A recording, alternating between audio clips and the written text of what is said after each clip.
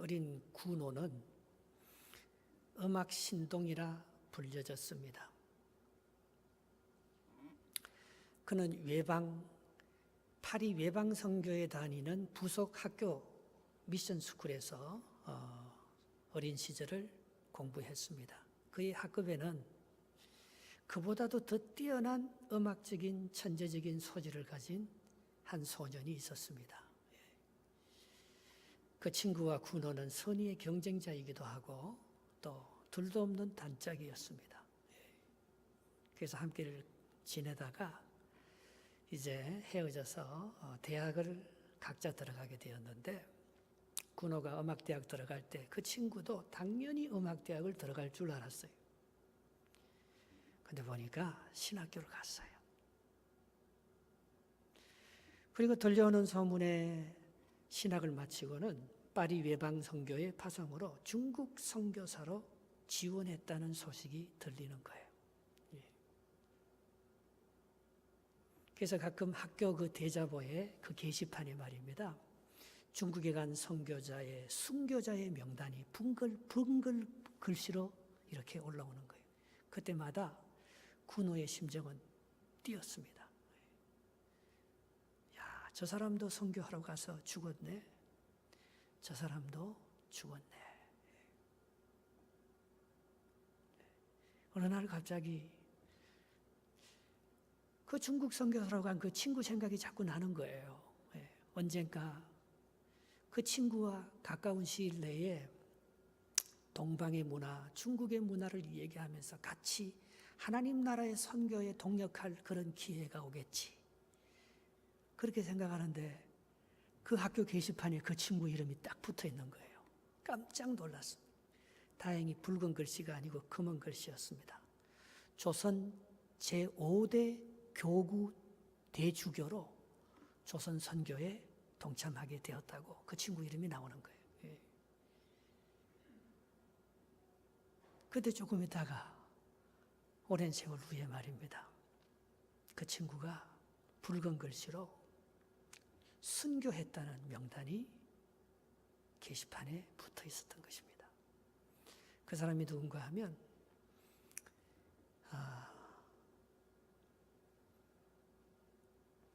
광해군 대원군의 박해로 순교한 다불리 신부예요. 21년 동안 서울 명동대 교구로 지내다가 말입니다, 그가 그렇게 순교했다는 얘기, 그걸 듣고는 이 군호가 말입니다, 너무나 슬프고 마음이 아파서 뒷동산에 올라가서 성모 마리아 상 앞에서 노래로 자기가 둘도 없이 살아가는 이 친구를 위해서 작곡을 하고 바치는 노래가 아베 마리아라는 곡입니다. 요즘 성탄절 음악을 들으면 아베 마리아 곡이 자주 들려옵니다. 근데 우리가요, 다불리라는 그 순교자의 이름은 별로 기억하지 못해요. 여러분 압니까? 나도 그런 사람이 있는 줄 몰랐어요. 그러나 비록 중국 선교사에 헌신하지는 못했지만은 그를 아까워하고 동역한 아베 마리아가 남긴 그 위대한 작품은 말입니다, 수백 년이 지난 지금에도 우리의 마음에 위로와 성탄의 의미를 전해주고 있는 것을 볼 수가 있습니다. 여러분, 이 세상에서 가장 위대한 일이 뭐겠어요? 하나님이 이 땅을 버리지 아니하시고 죄 지은 우리를 포기하지 아니하시고 선교사, 세계 첫 번째 선교사로 그 아들을 이 땅에 보내준 거예요. 성탄은요, 선교입니다. 베들레헴에 가장 낮고 천한 곳에 하나님이 육신의 몸을 입고 인간이 되셔서 이 땅에 태어나서 정말 우리를 구원하는 희망이 없는 조선 나라의 말입니다, 우리 개신교 선교사가 들어오기 전 200년 전부터 가톨릭 선교사들이 먼저 들어오기 시작했습니다. 그 수많은 선교사들이 들어와서 피를 흘림으로 잠자는 우리나라, 희망이 없고 절망과 가난과 질병과 서로 다툼과 또 실망과 분노와 우울과 시험에 빠져서 깨어나지 못한 이 나라의 동방의 아침을 깨우고 우리 민족을 이렇게 복되게 만들어 주셔서 온 세계에 복음을 전하면서 희망을 전하는 민족으로 만들어 준 것은 그 누군가가 우리 조선을 생각하면서 순교의 피를 흘렸던 그 아름다운 그 희생 때문에 우리 민족이 이렇게 복을 받고 은혜를 누린 거 아니겠습니까? 지구도 마찬가지입니다. 인류도 마찬가지입니다. 누군가가, 이게 우연이 아니에요. 진화가 아니에요. 인간의 힘으로 되는 거 아니에요. 이 지구의 역사가. 이 지구를 만드시고 끊임없이 자신의 욕망을 위해서 살아가는 타락하고 죄된 시험에 빠진 인간을 포기하지 아니하시고 하나님께서 사랑하는 아들을 이 땅에 보내주셔서 우리를 구원하시는 그 선교, 최고의 선교의 정점이 성탄이라는 것입니다. 그러므로 선교는 많은 교회의 사역 중에 하나가 아닙니다. 선교는 교회가 교회 되게 하고 사람이 사람 되게 하고 나라가 나라 되게 하고 성도가 성도 되게 하고 우리의 삶을 가장 의미 있게, 가장 값지게, 가장 위대하게 만들어주는 것이 선교의 사역입니다. 선교하지 않는 교회는 서로 싸우고 끝납니다. 선교하지 않는 기업은 돈 벌다가 이기적인 기업, 째째한 기업이 되어서 망해버립니다. 선교하지 않은 개인의 성도는 시험에 들어서 그 시험에 자기 문제를 극복하지 못하고 그대로 멸망해버립니다. 문제는 어디나 있는 거 아니겠어요? 풀 수 없는 인간의 사건들은 어디나 존재하고 그건 이쪽이 유익을 얻으면 저쪽이 손해봤다고 싸우고 저쪽이 주장하면 이쪽이 상처받았다고 싸우는 정말 평화가 없고 다툼과 분열과 시험만 가득한 이 세상 가운데 선교라는 하나님의 이름이 거기에 들어올 때마다 우리는 새로운 도전을 받고 위로를 받으면서 많은 사람들에게 희망과 위로를 주는 하나님의 사역, 하나님의 가장 위대한 사건이 있다면 그것이 선교인데 그 선교의 정점이 오늘 성탄이라는 것입니다. 하나님 우리를 버리지 아니하셨어요. 그런데 이 선교에서 가장 중요한 것은 동력입니다. 하나님이 아무리 위대한 계획을 가지고 있다고 해도 하나님은 우리와 함께 일하기를 원하십니다. 그런데 그 하나님의 그 위대한 선교에 믿음으로 응답한, 선교에 동참한 하나님이 인정하시는 신실한 한 가정이 있었습니다. 그것이 오늘 본문의 주인공인 요셉과 마리아의 가정입니다. 18절 말씀 한번 읽어보겠습니다. 18절 시작. 예수 그리스도의 나심은 이러하니라. 그의 어머니 마리아 요셉과 약혼하고 동거하기 전에 성령으로 잉태된 것이 나타났더니 했습니다. 여러분 이걸 믿을 수가 있습니까? 왜 하나님은 그 많은 방법 중에 약혼하고 결혼하기 전에, 동거하기 전에 그 순수한 수처녀 수총각의 그 아름다운 가정을 통해서 하나님께서 선교의 역사, 인류를 구원하는 구원의 역사를 이루어 가셨을까? 이건 이해가 되지 않는 사건입니다. 여러분 선교는요 이해가 되지 않습니다. 계산해서 선교 못합니다. 계산하면 선교 절대로 못합니다. 조선 선교관 누굽니까? 가서 순교한 이 윌리엄 존 맥켄지 계산해서 못 갑니다. 맥켄지는요 죽으러 간 것 같아요. 살려고 간 거 아니에요. 죽으러 갔어요. 왜 그런 마음을 주셨는지 모르겠어요. 그 마음에 나중에 너무 아파서 견디다 못해서 맥켄지가 나중에는 결국은 정신병이 돌아서 자살합니다. 왜 그 사람을 그렇게밖에 못 썼는지 모르겠어요. 그렇게 헌신하고 사랑했는데 여러분 마리아와 요셉이 그냥 결혼하기 위해서 하나님이 마리아와 요셉을 사랑한다면은 마리아 요셉이 정상적인 결혼을 해서 다른 사람에게 아무런 조롱거리가 안 되는 순간에도 예수를 보내면 되잖아요. 왜 결혼하기 직전에 마리아가 돌에 맞아 죽으라고 하는 것인지 도저히 인간적으로 이해가 돼. 어떻게 또 처녀의 몸으로 아기를 낳았다는 걸 우리 보고 믿으라고 합니까? 왜 그런 방법으로 하나님의 선교가, 하나님의 역사가 이루어지는지 우리는 도저히 상상할 수가 없습니다. 그런데 중요한 것은 다른 사람은 아무도 못 믿어도 다른 처녀들은 하나님 왜 내 몸을 예수님을 위해서 빌려줘야 합니까? 난 결혼해야 될 사람입니다. 난 그렇게 못하겠습니다 하면 끝나는 거잖아요. 왜 내가 그런 희생을 당해야 합니까? 난 그 이해할 수 없어. 이건 어처구니 없는 일입니다. 그렇게 하면 그 하나님이 요셉과 마리아 가정을 위해서 이 땅에 선교하고 이 땅을 구원하고 죄인들을 그 속죄하려는 하나님의 계획은 거기서 다 끝나버리는 거잖아요. 그러나 이 마리아와 요셉이 그걸 받아들이는 거예요. 참, 여러분, 우리 속담에 처녀가 아기를 낳아도 할 말이 있다고 합니다. 그것은 어떤 어처구니 없는 일을 해도 변명과 그 구실이 있지 않겠습니까?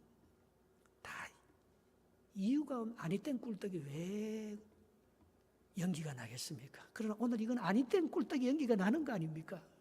예. 처녀가 아기를 베는 거 아닙니까? 예. 오늘 그런 일이 여기에 일어나는데 이것을 요셉과 마리아가 동력하지 않았더라면 다불유가 조선 선교를 위해서 선교한 것도 참 중요하지만 그 다불유의 선교에 빚진 마음을 가지고 나도 선교해야 되는데 내 대신 내 친구가 죽었다는 그 안타까운 마음에서 그가 가진 제명으로 아베 마리아를 작곡한 그 구노의 아베 마리아가 다불유의 선교를 더욱 빛나게 하고 위대하게 만든 것처럼 오늘과 요셉과 마리아의 그 이해할 수 없는 사건, 받아들일 수 없는 그 사건을 믿음으로 받아들인 그 요셉과 마리아의 신앙이 위대한 것 아닙니까? 그것 때문에 하나님께서 인류를 구원할 수 있고 축복할 수 있는 통로를 만들어줬던 것입니다. 이 사건을 가리켜서 하나님께서 그래서 그렇게 말합니다. 이건 하나님만이 한 사건이 아니고 예수 그리스도가 하나님의 뜻에 동력해줬고 마리아와 요셉이 예수님을 자기 몸에 들어오는 것을 감당할 수 없지만 그걸 동력해준 그걸 가리켜서 누가복음 2장 14절은 이렇게 큰 축복을 선포합니다. 지극히 높은 곳에서는 하나님께 영광이요 땅에서는 하나님이 기뻐하는 사람들 중에 평화로다. 다 평화는 아니에요. 그걸 희생을 각오하면서 이해할 수 없지만 믿음으로 그걸 이게 무슨 기쁜 일이에요. 이 가정이 불행한 일이지 남의 애기인데 하나님의 애기인지 어떻게 알아요? 그러나 그걸 믿음으로 받아들이는 바로 그 사람에게 하나님께 큰 영광이 되고 모든 사람들에게 평화와 기쁨을 전해주는 축복된 사건이 되었다는 것이죠. 아브라함이 똑같은 걸 경험합니다. 아브라함 나이 99세, 사라 나이 90세 때 천사가 나타나서 아브라함에게 내년 이맘때 네 아내가 아기를 가질 것이라.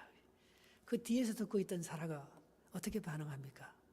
사라가 여자이기 때문에 너털 웃음을 지을 수는 없잖아요. 쓴 웃음을 딱 짓습니다. 그때 천사가 하는 말이 있습니다. 창세기 18장 15절에 이렇게 말합니다. 사라가 두려워하면서 부인하여 이르되 내가 웃지 아니하였느냐 이르되 아니라 내가 웃었느니라. 내가 웃지 아니하였나이다. 그렇게 사라가 말할 때 아니다 네가 웃었다. 그래서 이삭이라는 이름이 이츠하크, 쯔하크라는 말은 비웃다, 조롱하다는 뜻이에요. 이삭이라는 이름이 비웃다는 뜻이에요. 네가 날 비웃었지. 아마 요셉과 마리아도 하나님 비웃었는지 몰라요. 아니 그런 일이 아니죠. 아니 내가 나이 90이 지금 무슨 경수가 끊어지고 내 남편 힘도 없는데 내가 무슨 지금 아기를 낳는단 말입니까? 아니죠. 그게 이삭이라는 거예요. 그 열매가 이삭이라는 거예요. 예. 비웃을 수밖에 없는 상황, 이해될 수 없는 그런 상황을 가지고 그걸요 정말 기쁨으로 웃음으로 바꾸는 동력자들이 있습니다. 아브라함이 그랬습니다. 오늘 요셉과 마리아가 그랬습니다. 하나님의 선교의 역사를, 동력의 역사를 이루어가는 것은 비웃음을 웃음으로 바꾸는 사람들입니다. 어떻게 그걸 할 수 있느냐? 믿음으로 반응하는 거예요. 여러분, 다 부정적으로 보면 다 잘못된 것 뿐입니다. 내 인간적인 판단으로 생각하면 다 틀렸습니다. 그러나 그게 진짜 틀렸나 말입니다. 그게 전부냐 말입니다. 그게 정말 네가 생각하는 그 판단대로 모든 것이 잘못된, 우리가 생각하기에 맞다 그러다지 하나님이 판단하면 다 은혜잖아요. 그걸 하나님의 시각에서, 믿음의 시각에서 바라보면 이해가 되고 순종이 되잖아요. 그러나 내 생각에서 바라보면 하나도 안 믿어집니다. 우리 젊은이들이 못 믿잖아요. 아니 기독교가 근본부터 잘못됐다.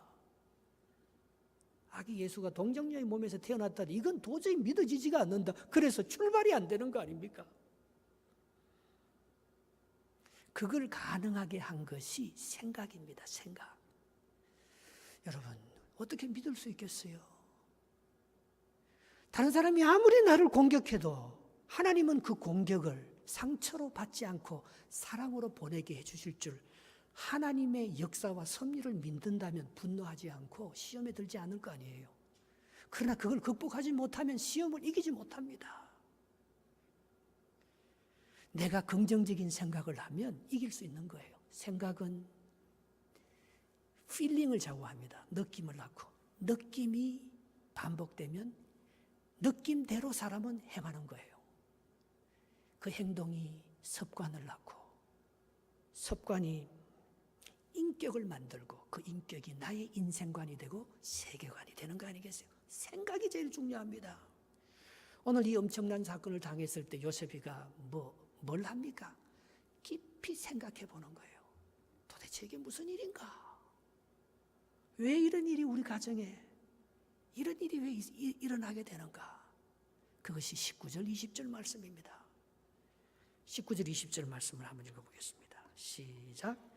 그의 남편 요셉은 의로운 사람이라 그를 드러내지 아니하고 가만히 끊고자 하여 이 일을 생각할 때에 주의 사자가 현몽하여 이르되 다윗의 자손 요셉아 내 아내 마리아 데려오기를 무서워하지 말라. 그에게 잉태된 자는 성령으로 된 것이라.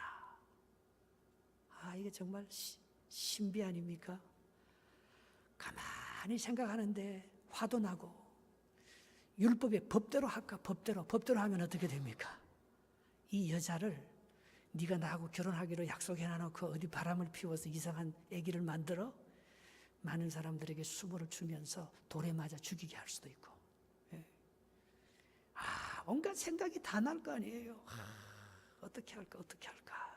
죽여버릴까? 근데 생각을 자꾸 어떻게 정리합니까? 나는 다 이해하지 못해도 그 여자에게 무슨 속사정이 있을 거 아니냐고. 그래서 요셉이가 뭐라고 결정합니까? 그래, 그 여자도 살리고, 이 결혼은 하나님 앞에서 의로운 결혼이 아니니까 이 결혼 여기서 끝났어. 이제 끝난 거예요. 이게 마지막이야. 하나님 앞에 자기가 결단합니다. 우리의 결혼은 이제 무효다. 이제 모든 것이 끝났다. 그러나 내가 법으로, 내 감정으로 이 여자를 보복하거나 원수 갚거나 그렇게 하지 아니하고 조용히 보내줘야지. 그런 마음으로 마음의 생각을 딱 갖는 거예요.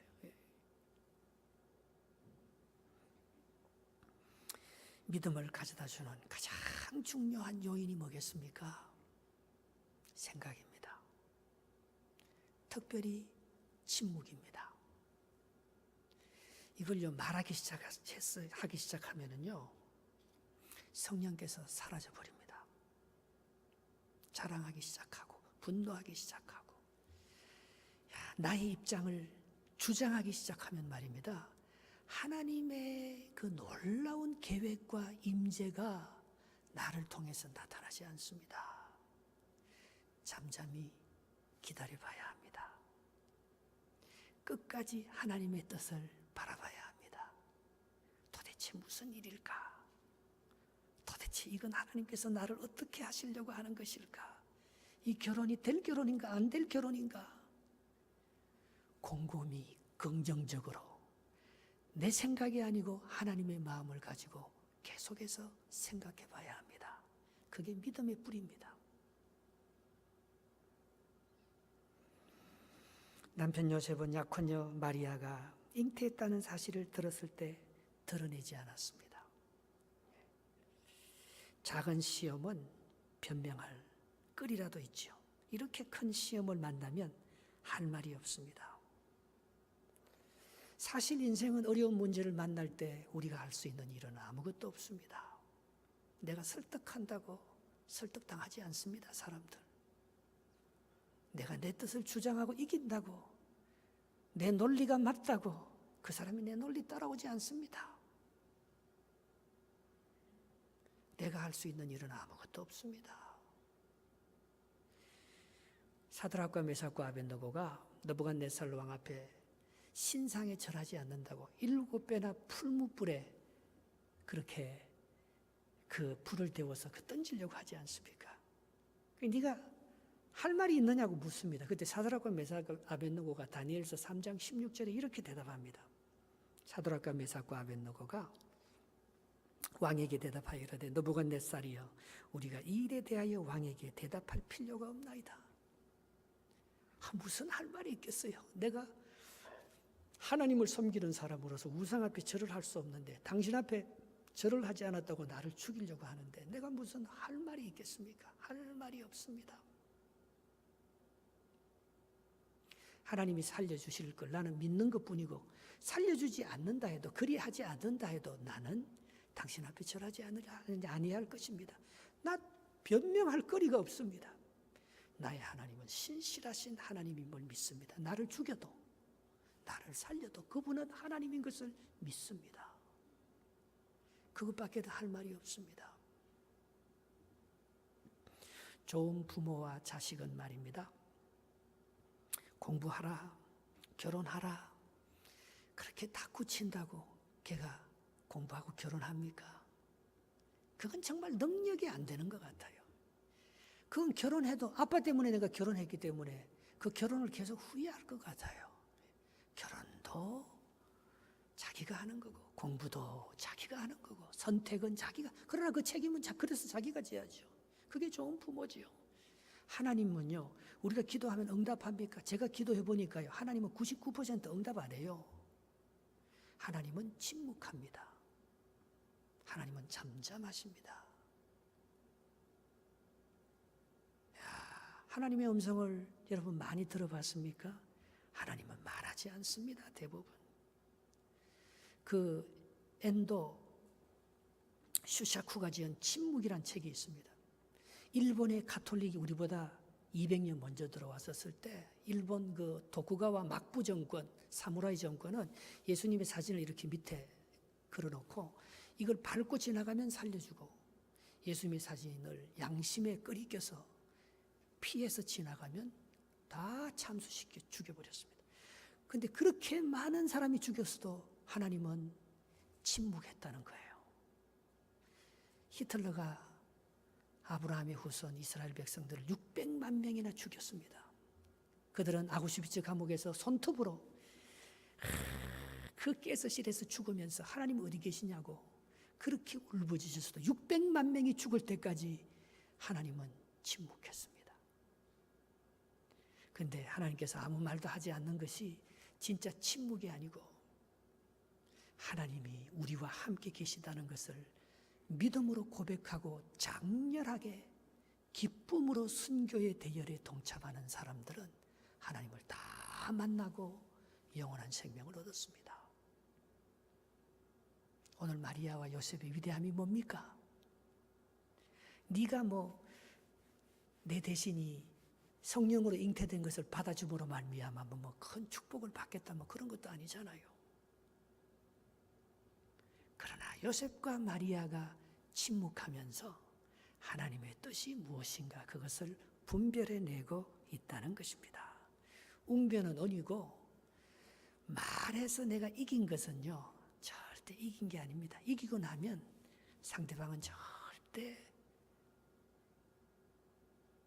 내가 이긴 것에 딱 이렇게 있다가 언젠가는 공격합니다.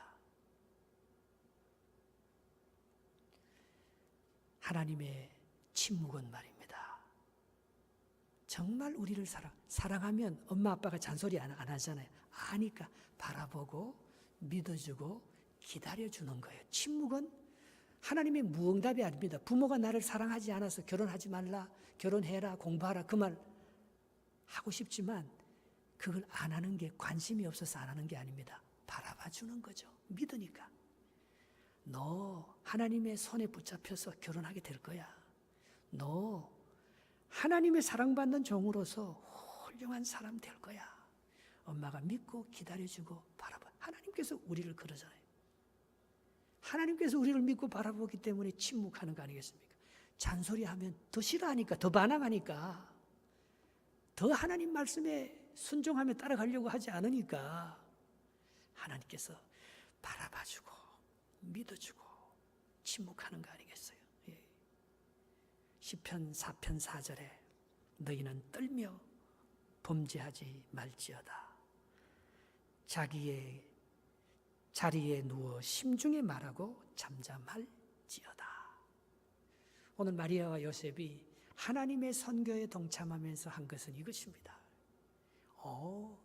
난 이해 안 돼도 이 사건을 통해서 하나님께서 어떤 계획을 갖고 있는지 잘 모르지만 받아들이는 거예요. 잠잠히 하나님의 뜻을 기다려 보는 거예요.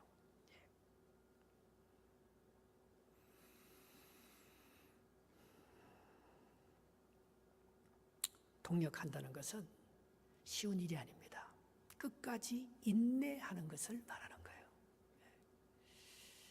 그건요, 하나님께서 하나님의 뜻을 이루기 위해서 세운 계획을 완성할 수 있는 기간이 필요합니다. 하루아침에 어떻게 배불러요? 하나님의 뜻이 어떻게 내가 아픔과 상처를 당하는 것을 금방금방 어떻게 다 해결해 줍니까? 많이 기다려야 합니다. 기다리는 자에게 복이 있습니다. 그래서 오늘 하나님께서 요셉에게 나타나셔서 하는 말이 뭐예요? 이게 네한테 그냥 급하게 주는 말이 아니고 네가 받기에는 굉장히 쇼킹한 일이고 갑작스러운 일이지만은 2000년 전 아브라함 때부터 이루어 가기로 약속한 하나님의 계획이다. 이 아들의 이름은 예수고 이 아들로 말미암아 모든 인류를 구원한 것은 내가 옛날부터 계획한 거다. 내가 2000년 동안 참았다. 오늘 그 얘기를 하는 거예요. 그 다음 절 21절 22절 한번 보겠습니다. 21절입니다. 거듭 아들을 낳으리니 이름을 예수라 하라. 이는 그가 자기 백성을 그들의 죄에서 구원할 자이심이라 하니라.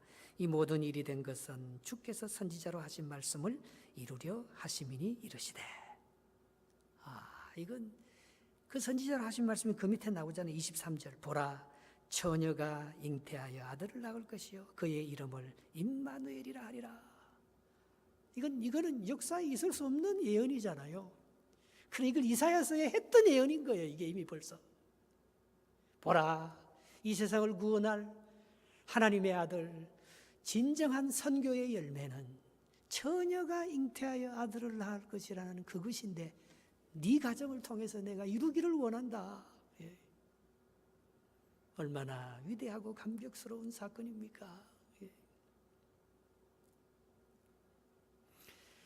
아브라함이 아들 없었잖아요.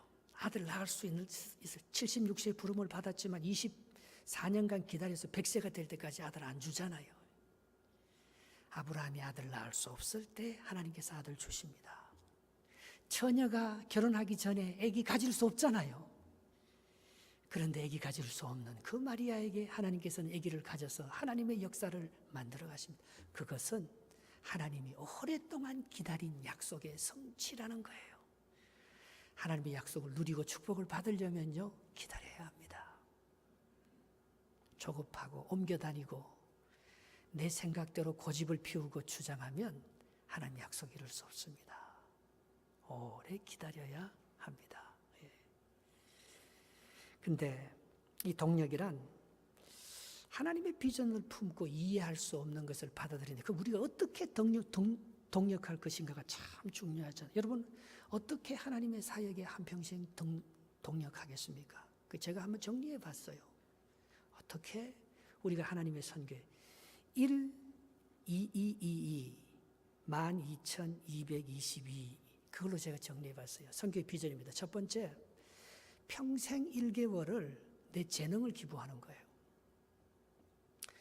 또 꼭 선교사로 가는 거, 그건 정말 힘든 일이지만 선교사로 가는 거는 선교사로 가는 것만 선교가 아니고 동력하는 것도 선교니까 오늘 구노의 아베 마리아가 음악적인 재능을 기부하면서 자기 친구 선교사의 선교를 빛나게 해주었습니다. 내가 컴퓨터를 잘한, 내가 영어를, 우리 캐나다에 사는 사람들은요, 영어만 해도 선교지에 가서 재능 기부 많이 할 수 있습니다. 한의사로 한평생을 지냈다. 우리 여기 누굽니까? 주세식 목사님은요, 2개월, 3개월마다 니카라과 가서 자기가 갖고 있는 한의술을 가지고 재능 기부하잖아요. 예. 미장원도 이 미장원 기술을 가지고 재능 기부 많이 할 수 있을 것입니다. 하나님의 나라의 선교에 동참한다는 것, 우리가 요셉과 마리아가 된다는 것은 거창한 일이 아니고 내가 평생에 1개월만 선교지에 가서 내가 갖고 있는 재능을 내가 바쳐야지. 그것만이 남는 거 아니겠어요? 그게 신앙의 본질인데, 그게 교회의 본질인데 말입니다. 두 번째, 텐트 선교사에게 사역 지원을 월 20불 하는 것입니다. 그게 내가 보기에는 아무것도 아닌 것 같지만 그 작은 물질이 말입니다. 그 선교사에게 얼마나 큰 위로가 되고 힘이 되겠어요. 그 한 텐트에서 모으면 1년에 1,000불은 되잖아요. 또요. 내가 할 수 있는 나의 선교 비전은 한 달에 그렇게 큰 부담 안 되게 20불씩 텐트 선교비로 선교사를 지원한다는 그 비전과 내가 협력하겠다는 생각만, 그 좋은 생각만 있으면 하나님의 역사를 함께 이루어가게 됩니다. 세 번째로 보면 평생 2,000불을 내가 돈을 모아서 내가 평생 내가 캐시를 찍고 해서 남편이 반대하고 그러면서 돈을 이렇게 꼽을 쳐놓았다가 말입니다. 내가 평생에 2,000불은 선교 건축, 선교 목회자 지원을 위해서 내가 바치겠다. 베트남 선교할 때 작년에 내가 갈 때도 누군가가 말입니다. 목사님, 이거 베트남 선교 가는데 베트남 선교를 위해서 좀 써주세요. 그래서 베트남 산족 장로교단의 지도자 교육이 작년부터 시작이 된 거예요. 누가 그 선교 헌금을 쌈짓돈을 찔러줘서. 그런데 하다가 이번에 마지막 못한 거 1,860불을 누가 할 사람이 없냐고 좀 해달라고 하니까 또 누가 또 해준 거예요.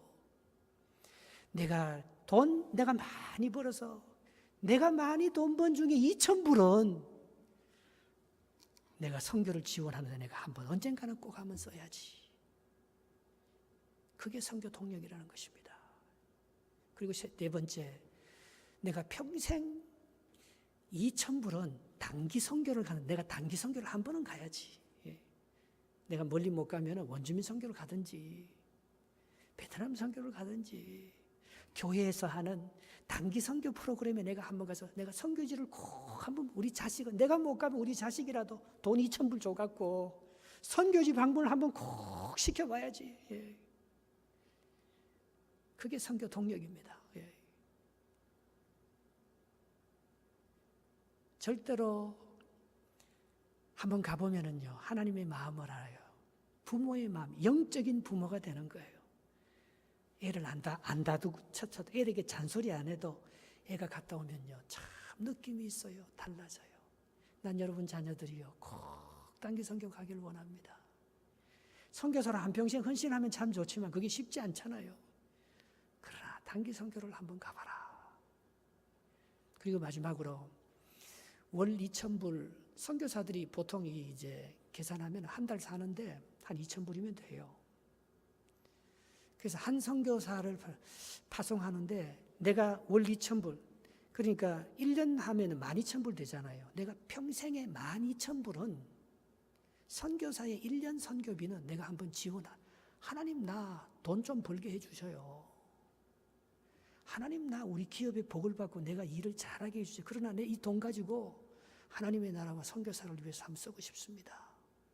그 사람 10명만 있으면 10년 동안 한 사람이 내가 월 2,000불로 내가 내 평생의 돈 번 가지고 내가 집을 사고 팔아도 12,000불은 남는데 내가 한번 큰 12,000불을 하나님 앞에 드리면서 한 선교사를 후원해. 그 사람이 10명이 있으면 10년 동안 지원하는 거잖아요.